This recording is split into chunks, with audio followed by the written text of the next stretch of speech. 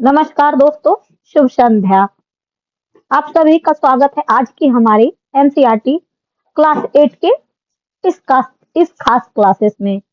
मैं हूं आपकी दोस्त और होस्ट सोनम और आज हम राजनीतिक विज्ञान पार्ट 3 की पाठ्य पुस्तक में 4 सबसे महत्वपूर्ण अध्याय की यात्रा शुरू करने जा रहे हैं। साथियों, हमारा संविधान भारत के हर नागरिक को समानता और गरिमा से जीने का अधिकार देता है, लेकिन क्या ऐसा वास्तव में होता है?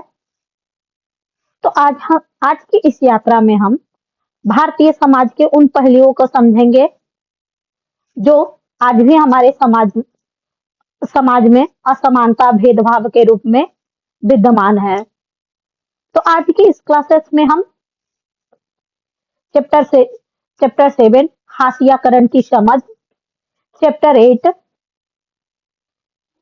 हाशियाकरण से निपटान। हम जानेंगे कि आदिवासी, दलित और अल्पसंख्यक जैसे समुदाय क्यों समाज की मुख्यधारा से पीछे छूट गए हैं, और हम यह भी देखेंगे कि वे अपने अधिकार के लिए कैसे संघर्ष कर रहे हैं। चैप्टर 9 में कानून और सामाजिक न्याय, जिसमें हम समझेंगे कि कानून और सरकारी नीतियां कैसे एक हथियार की तरह काम करती है ताकि समाज के कमजोर वर्गों को न्याय मिले, और हम इस विषय पर भी चर्चा करेंगे। इससे पहले एक इम्पोर्टेंट अपडेट ये भी है कि हमारी एनसीईआरटी सीरीज के साथ ही unlimited MCQ prep crack all exam, जिसमें हम 50 एमसीक्यू, चाहे आप किसी भी कम्पिटिटिव एग्जाम की तैयारी कर रहे हो like UPSC, state, PCS, SSC, तो उन सभी के लिए ये क्लासेस बेहद ही महत्वपूर्ण है। इसमें हम विभिन्न विषयों के mostly history, polity, geography, science और कुछ करंट अफेयर्स के एमसीक्यू, 50 एमसीक्यू चुनिंदा लाते हैं, और इसमें इस सेशन में आपको अभ्यास के साथ साथ उनसे संबंधित महत्वपूर्ण तथ्यों को भी डिस्कशन किया जाता है। तो चलिए बिना समय गवाए आज के हमारे इस जानदार और दमदार सेशन की शुरुआत करते हैं। तो हमारा सबसे पहला है एनसीईआरटी का 7वां अध्याय। इससे पहले हमने क्लास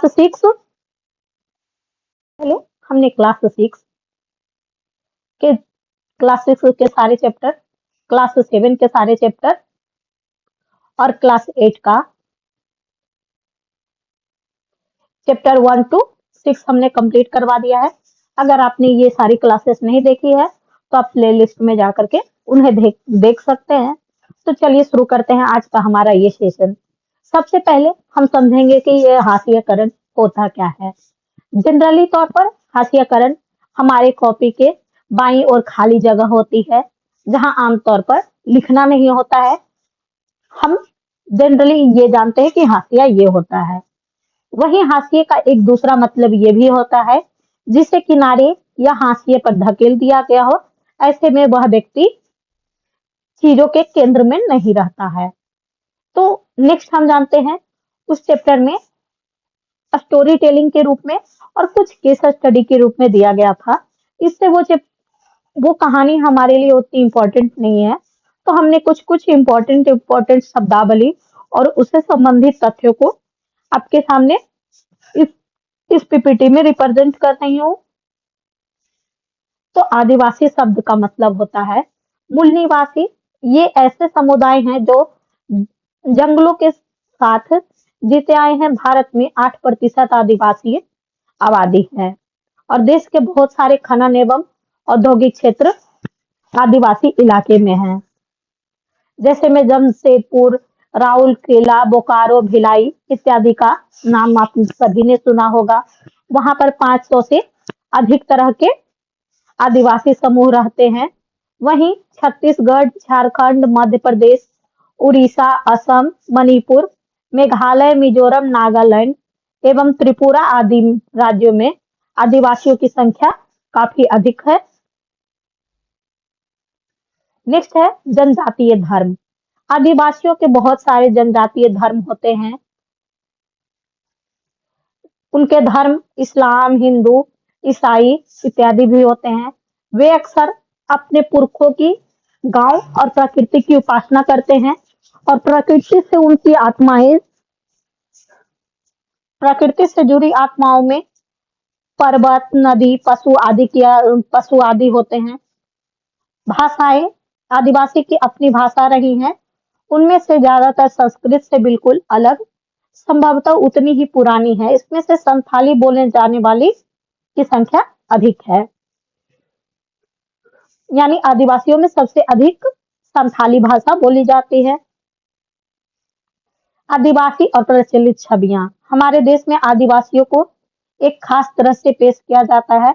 स्कूल के उत्सव, सरकारी कार्यक्रम, किताबों या फिल्मों में उन्हें सादा एक रूप में पेश किया जाता है। वे रंग बिरंगे कपड़े पहने, सिर पर मुकुट लगाए, हमेशा नाचते गाते दिखते हैं और खास समुदाय को बनी बनाई छवियों में देखते चले आने की वजह से इस समुदाय के साथ अक्सर कितना भेदभाव होने लगता है। तो आदिवासी और विकास, 19वीं सदी के आखिरी तक हमारे देश का बड़ा हिस्सा जंगलों से ढका हुआ था और इन विशाल भूखंडों का आदिवासियों के पास जबरदस्त ज्ञान था और सारे वन संसाधनों के लिए आदिवासियों पर निर्भर रहते थे। आज उन्हें हाशिया और शक्तिहीन समुदाय के रूप में देखा जाता है। इमारती लकड़ी, खेत व उद्योगों के लिए विशाल वन भूमियों को साफ किया जा चुका है। आदिवासियों के इलाकों में खनिज पदार्थ और अन्य प्राकृतिक संसाधनों की भी भरमार रही है, इसलिए इन जमीनों को खनन और अन्य विशाल औद्योगिक परियोजनाओं के लिए बार बार छीन लिया गया। सरकारी आंकड़ों से पता चलता है कि खनन परियोजनाओं के विस्थापित होने वालों में 50% से ज्यादा केवल आदिवासी रहे हैं। भारत में 54 राष्ट्रीय पार्क एवं 372 वन्यजीव अभ्यारण्य है और इनका कुल क्षेत्रफल 1,09,652 वर्ग किलोमीटर है। और ये ऐसे इलाके हैं जहां मूल रूप से आदिवासी रहा करते थे, अब उन्हें वहां से उखाड़ दिया गया है। अक्सर वे इन जंगलों में रहने की कोशिश करते हैं तो उन्हें घुसपैठिया कहा जाता है। अल्पसंख्यक और हाशियाकरण, मौलिक अधिकारों के जरिए हमारा संविधान धार्मिक और भाषाई अल्पसंख्यकों को सुरक्षा प्रदान करता है। अल्पसंख्यक किसे कहा गया है? तो ऐसे समुदाय के लिए इस्तेमाल किया जाता है जो संख्या की दृष्टि में बाकी आबादी के मुकाबले कम है। लेकिन यह अवधारणा केवल संख्या के सवाल तक ही सीमित नहीं है, बल्कि इनकी सामाजिक और सांस्कृतिक आयाम भी होते हैं। बहुसंख्यक समुदायों की संस्कृति समाज और सरकार की अभिव्यक्ति को प्रभावित कर सकती है। संभव कि छोटे समुदाय हाशिए पर खिसकते चले जाएं। मुसलमान और हाशियाकरण, 2011 की जनगणना के अनुसार भारत की आबादी में मुसलमानों की संख्या 14.2% है। उन्हें हाशिया समुदाय के मुकाबले उन्हें सामाजिक और आर्थिक विकास के लाभ नहीं मिलते। सरकार ने 2005 में एक उच्च स्तरीय समिति का गठन किया और इसकी अध्यक्षता न्यायमूर्ति राजेंद्र सचर ने की थी और इस समिति ने भारत में मुस्लिम समुदाय को सामाजिक, आर्थिक और शैक्षणिक स्थिति का जायजा भी किया और इस रिपोर्ट से पता चला कि विभिन्न सामाजिक, आर्थिक और राजनीतिक समुदायों के हिसाब से मुस्लिमों की स्थिति अनुसूचित जाति और अनुसूचित जनजाति जैसे अन्य हाशिए समुदायों से मिलती जुलती है। और मुसलमानों के आर्थिक और सामाजिक हाशिएकरण के कई पहलू हैं। उनके रीति रिवाज और व्यवहार मुख्य धारा के मुकाबले काफी अलग है। कुछ मुसलमानों में बुर्का, लंबी दाढ़ी, फैज टोपी का चलन दिखाई देता है। इसमें एक और टर्म किया गया है, घेटोआइजेशन। ऐसे इलाके या बस्तियों के लिए इस्तेमाल होता है जिसमें मुख्य रूप से एक ही समुदाय के लोग रहते हैं। तो इसमें साथ ही कुछ शब्दावलियां भी दी गई हैं। ऊंच नीच, व्यक्ति या चीजों का एक क्रम, आमतौर पर ऊंच नीच की सीढ़ी के सबसे निचले पायदान पर वे लोग होते हैं जिनके पास सबसे कम ताकत होती है। और जाति व्यवस्था उच्च नीच की व्यवस्था है जिसमें दलित को सबसे नीचे रखा जाता है। घोटोआइजेशन हमने ऊपर पढ़ा ही है। मुख्य धारा, कायदे से किसी नदी या जलधारा के मुख्य बहाव को मुख्य धारा कहा जाता है। वही इस इतिहास में मुख्य धारा का मतलब वर्चस्वशाली समुदाय के रीति रिवाज और प्रचलन को ही सही माना जाता है। इसी क्रम में उन लोगों या समुदाय को भी मुख्य धारा कहा जाता है जो समाज का केंद्र माने जाते हैं, जैसे बहुधा शक्तिशाली और वर्चस्वशाली समूह। विस्थापित, ऐसे लोग जिन्हें बांध खनन आदि विशाल विकास परियोजनाओं की जरूरत को पूरा करने के लिए जबरन उनके घर बाहर से उजाड़ दिया गया हो। कुपोषित, ऐसा व्यक्ति जिससे पर्याप्त भोजन या पोषण नहीं मिल पाता है उसे कुपोषित कहा जाता है।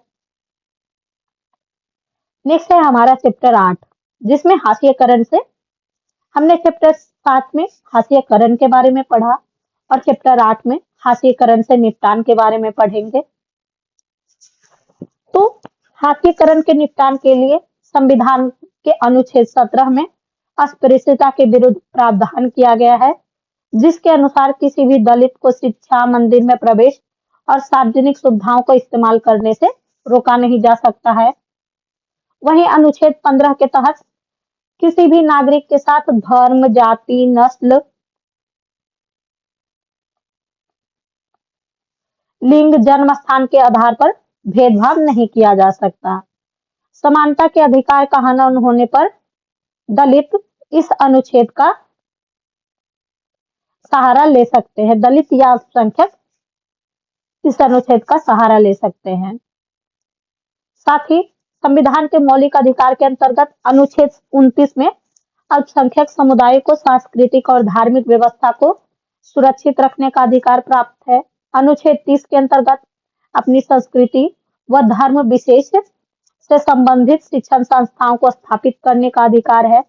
और भारतीय संविधान में वंचित तबकों तक संसाधनों की पहुंच उपलब्ध कराने के क्रम में आरक्षण की भी व्यवस्था की गई है, जिसके तहत सरकार द्वारा सहायता प्राप्त शिक्षण संस्थान सरकारी नौकरी में इन समूहों के लिए उनकी जनसंख्या के अनुपात में स्थान आरक्षित किया गया है। राज्य व केंद्र दोनों स्तर पर अनुसूचित जाति, जनजाति, पिछड़ा व अति पिछड़ा के संदर्भ में अलग अलग सूचियां हैं और इन सूचियों के आधार पर नौकरी व शैक्षणिक संस्थानों में प्रवेश के समय उन्हें सुविधाएं दी जाती है। जैसे ओबीसी के लिए ओबीसी, अभी बहुत सारे डिवाइडेशन भी आ गया है, ईबीसी। साथ ही कमजोर वर्गों के लिए एक अभी नया 2019 में नया आरक्षण का प्रावधान आया, ईडब्ल्यूएस, फिर एससी, एसटी,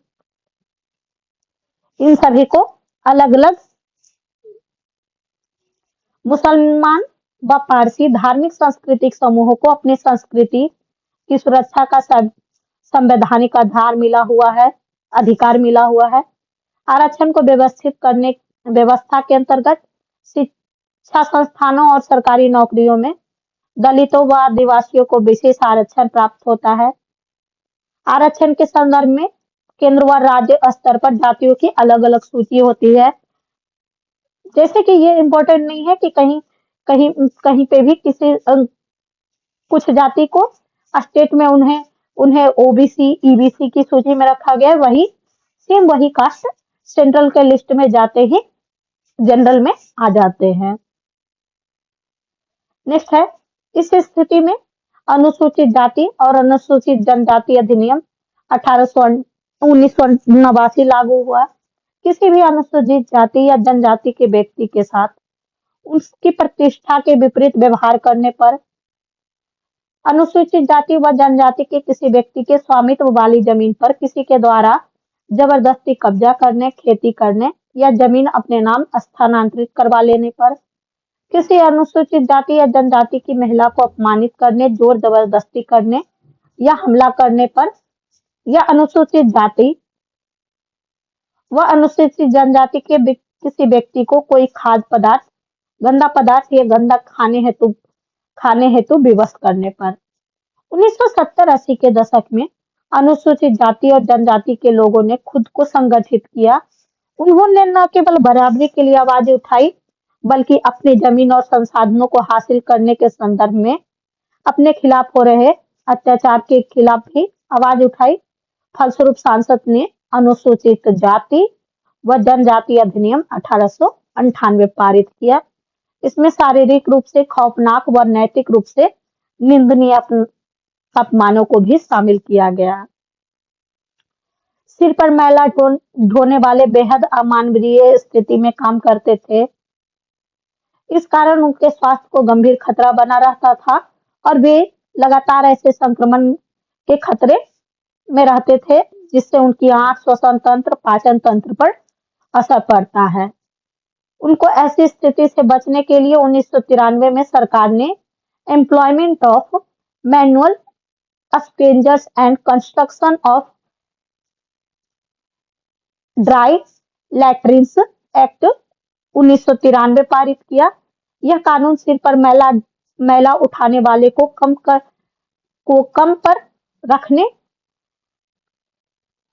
पर रखने और सूखे शौचालय को निर्माण पर पाबंदी लगाता है।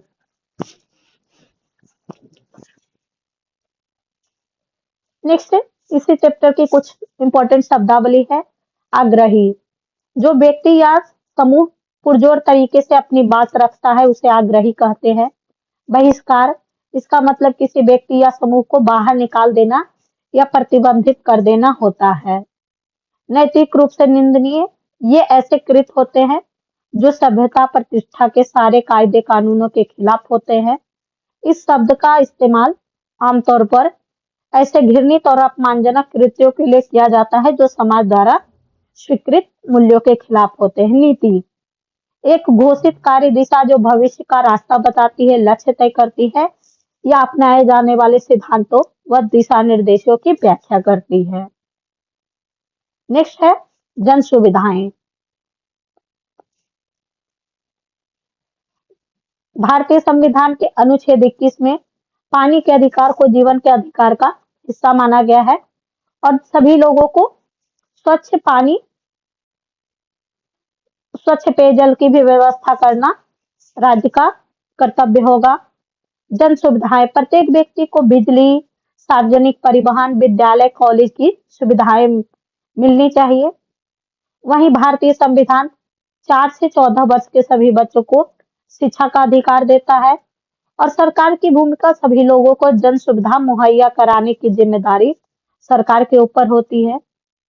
जन सुविधाओं का संबंध लोगों की मूलभूत सुविधाओं से होता है और सरकार को जन सुविधाओं के लिए पैसा कहाँ से मिलता है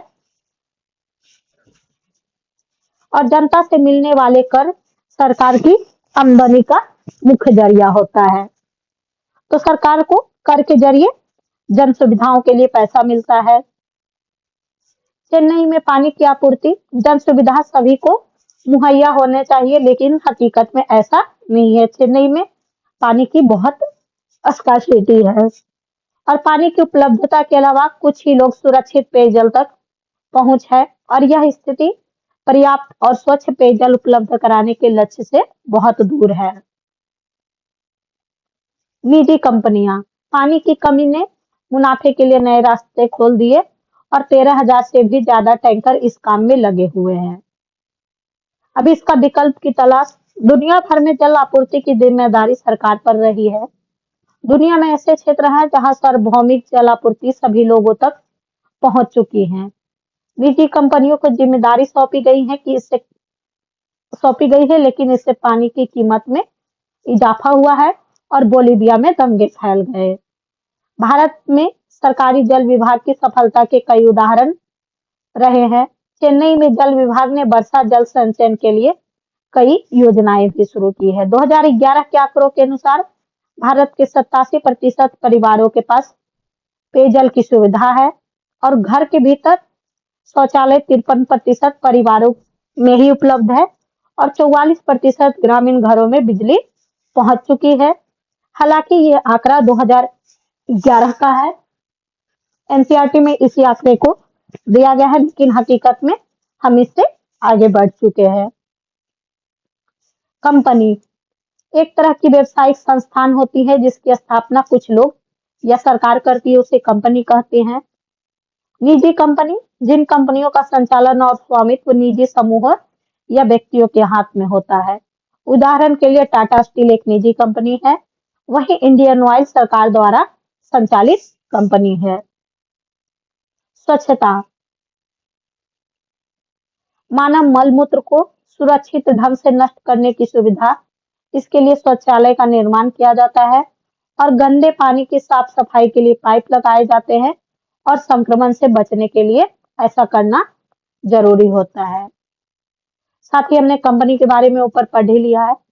सार्वभौमिक पहुंच जब हर व्यक्ति को कोई चीज पूरी तरह से हासिल हो जाती है और वह उसका खर्च उठा सकता है तो इसे सार्वभौमिक पहुंच कहा जाता है। उदाहरण के लिए घर में नल में पानी आ रहा है तो परिवार को पानी तक पहुंच मिल जाती है। अगर उसकी कीमत कम हो या मुफ्त उपलब्ध हो तो इसका इस्तेमाल हर कोई कर सकता है, यानी जो सभी की पहुंच में हो और जो सभी लोग हासिल कर सकते हैं उसे सार्वभौमिक पहुंच कहते हैं। वही मूलभूत सुविधाएं जिसमें बुनियादी जरूरतें होती हैं जो व्यक्ति के जिंदा रहने के लिए आवश्यक होती है, जैसे भोजन, पानी, आवास, साफ सफाई, स्वास्थ्य और शिक्षा।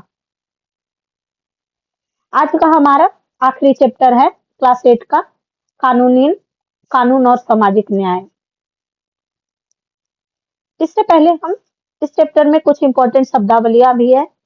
उपभोक्ता जो व्यक्ति बाजार में बेचने के लिए नहीं बल्कि इस्तेमाल के लिए कोई चीज खरीदता है तो उसे उपभोक्ता कहते हैं।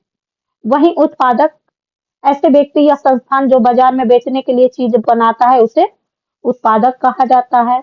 वहीं कानून लोगों को शोषण से बचाने के लिए सरकार कुछ कानून बनाती है और इन कानून के जरिए इस बात की कोशिश की जाती है कि बाजार में अनुचित तरीके से अंकुश लगाया जा सके।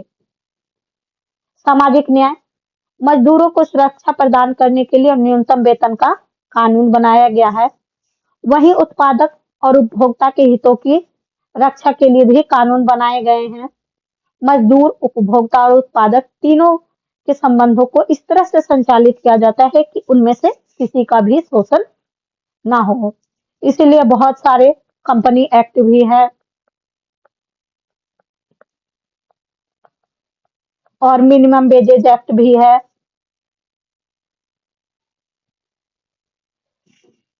कानूनों को बनाने, लागू करने और कायम रखने के लिए सरकार व्यक्तियों या निजी कंपनियों की गतिविधियों को नियंत्रित कर सकती है ताकि सामाजिक न्याय सुनिश्चित किया जा सके। साथ ही संविधान में यह भी कहा गया है कि 14 वर्ष से कम उम्र के किसी भी बच्चे को किसी कारखाने, खदान या किसी अन्य खतरनाक व्यवसाय में काम पर नहीं रखा जा सकता है।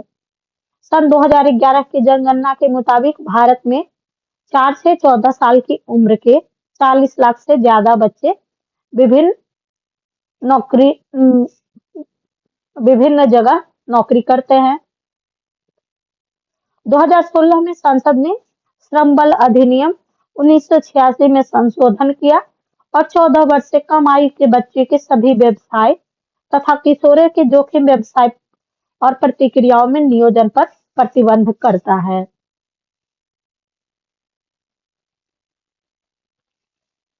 भोपाल गैस त्रासदी का उसमें उल्लेख किया गया था 2 दिसंबर 1984 को हुआ था।